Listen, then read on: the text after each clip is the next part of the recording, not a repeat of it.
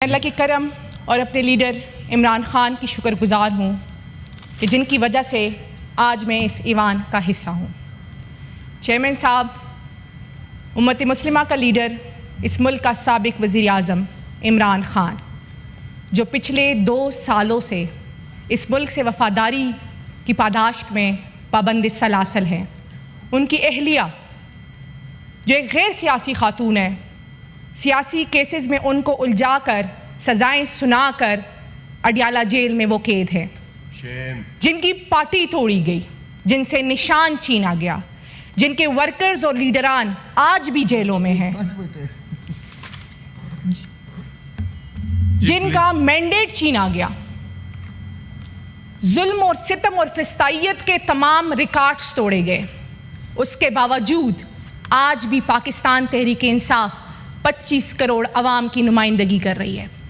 8 फरवरी को 25 करोड़ अवाम ने जो मैंडेट दिया था वो नहीं मिला, हमारी रिज़र्व सीटें नहीं दी गई, और आज खैबर पख्तूनख्वा की एक लड़की अगर इस ऐवान का हिस्सा है तो वो इमरान ख़ान के नाम, उनकी पहचान और उनकी वोट की वजह से है। चेयरमैन साहब, हमने लाकानूनियत और बेआईनी के आग के दरिया पार करके हम इस ऐवान में पहुँचे हैं। हम पाकिस्तान के वफ़ादार हैं, हम यहाँ पैदा हुए हैं और हमने यहीं पे ही दफन होना है। लेकिन अनफॉर्चुनेटली आज इस ही ऐवान में इंसदारी दहशतगर्दी की एक तरमीम लाई गई जो आनन फानन मंजूर भी कराई गई। चेयरमैन साहब, पहले ये पूछना चाहिए कि इस ऐवान में कितने दहशतगर्द बैठे हुए हैं। मैं खैबर पख्तूनख्वा की एक लड़की, मुझ पे दर्जनों दहशतगर्दी के FIR दर्ज है इस टाइम। मैं इस ऐवान में हल्फ लेने नहीं आ सकती थी। मैं पहले पेशावर हाई कोर्ट गई, मैंने वहाँ पे अपने लिए हिफाजती ज़मानत ली और उसके बाद मैं इस ऐवान में अपना हल्फ लेने के लिए आई।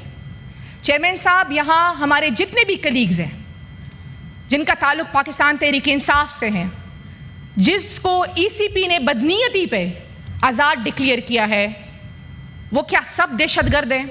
क्या पिछले 2 सालों से जितनी भी तरमीम लाई जा रही है, जितने भी कानून साजी की जा रही है, वो सिर्फ पाकिस्तान तहरीक इंसाफ के लिए की जा रही है, वो हमारे लीडर इमरान ख़ान के लिए की जा रही है? आज भी, आज मंगल का दिन है, इस्लामाबाद हाई कोर्ट ने मंगल का दिन इमरान ख़ान, उनकी अहलिया से उनकी फैमिली के लिए डिक्लेयर कराया है, लेकिन इमरान ख़ान साहब की मुलाकात नहीं करनी दी जा रही किसी से भी, चाहे वो उनकी फैमिली हो, चाहे वो बुशरा बीबी साहिबा की फैमिली हो, या चाहे वो पॉलिटिकल लोग हो। आइन और कानून की धज्जियां उड़ाई जा रही है इस मुल्क में, ह्यूमन राइट्स की वायलेशंस हो रही है और हम सब तमाशा देख रहे हैं। हम देख रहे हैं कि कानून साजी हो रही है। चेयरमैन साहब, अंदाज़ा लगाएं कि अगर इस ईवान के मेंबरान का ये हाल है तो इस मुल्क के 25 करोड़ अवाम की क्या हालत होगी। मेरा ताल्लुक़ जिस सूबे से है, आज वो सूबा बदअमनी का शिकार है, वहाँ पे ड्रोन अटैक्स हो रहे हैं, वहाँ पे लोग सफ़ेद परचम उठा के अमन के नारे लगा रहे हैं, और आज वो कुदरती आफात का शिकार है।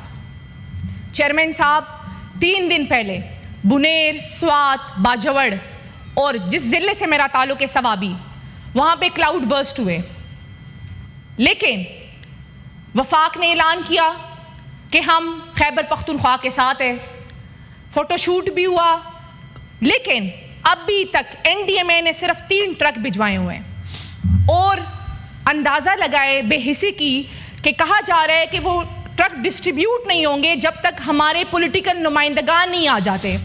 चेयरमैन साहब, ये सियासत का वक्त नहीं है, कहने को बहुत कुछ है। हम पुलिस सराज से गुजर कर यहाँ पहुँचे और हमारी मसाइब और मुश्किलात अभी तक ख़त्म नहीं हुई, लेकिन आज चूंकि मेरा सूबा दर्द में है, आज मेरा सूबा तकलीफ़ में है, तो मैं उस पर बात करना चाहती हूँ। 3 दिनों से हमारे लोग दफन हैं, हमें नहीं समझ आ रही कि वो जिंदा है या वो शहीद हो चुके हैं। घर बर्बाद हो चुके हैं, जिंदगियां ख़त्म हो चुकी है, कारोबार ख़त्म हो चुके हैं, रास्ता नहीं मिल रहा कि हम अपने लोगों तक पहुँच सकें, और अभी भी सियासत की जा रही है। NDMA ने सिर्फ 3 ट्रक भिजवाए सर, उसमें 20 खेमे थे, 5 जनरेटर थे और 1 ट्रक मेडिसन का था।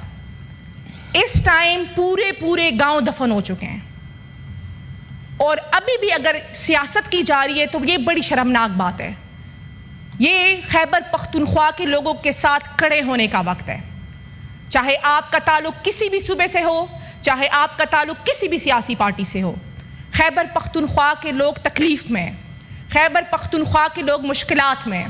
हमें वफाक से कुछ नहीं चाहिए चेयरमैन साहब, लेकिन अगर वफाक हमारे वाजिबात भी दे दे अपने सूबे को तो हम उससे भी अपने लोगों की तकलीफ का कुछ ना कुछ मदावा कर लेंगे।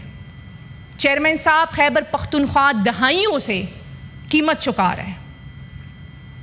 हमने सिर्फ इमरान खान के दौर के 3.5 साल अमन से गुजारे हैं, उसके ना पहले हमने अमन से गुजारे ना हम आज अमन से गुजार रहे हैं।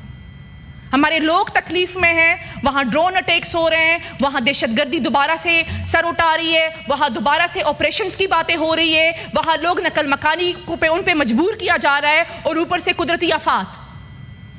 जिंदगी अल्लाह ताला के हाथ में और उसका तो कुछ नहीं हो सकता। जो लोग शहीद हुए हैं उनकी कोई कंपनसेशन नहीं हो सकती पैसों में, लेकिन जो लोग ज़ख्मी हैं, जो लोग इस टाइम कारोबार उनका नहीं है, घर उनका नहीं है, कोई पूछने वाला उनका नहीं है। हमारी हुकूमत, खैबर पख्तूनख्वा की हुकूमत, वज़ीर आला साहब, हमारे तमाम पार्लियामेंटेरियंस मौजूद है मैदान में, लेकिन खैबर पख्तूनख्वा इस मुल्क का सूबा है और स्ट्रेटेजिकली बहुत इंपॉर्टेंट सूबा है। आप उसको इस तरह नेगलेक्ट नहीं कर सकते। आप इसलिए उसको नेगलेक्ट कर रहे हैं कि खैबर पख्तूनख्वा इमरान खान की वफादारी में खड़ा हुआ है, तो आपने उनको छोड़ दिया है कि वो पाकिस्तानी है। चेयरमैन साहब, मेरी रिक्वेस्ट है, मैं रिक्वेस्ट करना चाहती हूँ इस ईवान के लोगों से और वफाक से कि इस टाइम आप खैबर पख्तूनख्वा के लोगों के साथ खड़े हो। आप नेशनल इमरजेंसी डिक्लेयर करें वहाँ पे। आज भी वहाँ बारिशें हो रही है, हर दूसरे दिन क्लाउड बर्स्ट हो रहे हैं। हमारे लोग तकलीफ में और हमारे लोगों के दुखों का मदावा करें। हम पाकिस्तानी हैं, हम इस मुल्क के बाशिंदे हैं और मुल्क को ज़रूरत पड़ी तो इंशाअल्लाह खैबर पख्तूनख्वा ने दिखाया है कि उन्होंने हमेशा फ्रंट लाइन रोल प्ले किया है। तो हमारे लोगों का मदावा करे। ये वक्त सियासत का नहीं, ये वक्त हमारे लोगों के साथ खड़े होने का है। बहुत शुक्रिया। थैंक यू चेयरमैन साहब।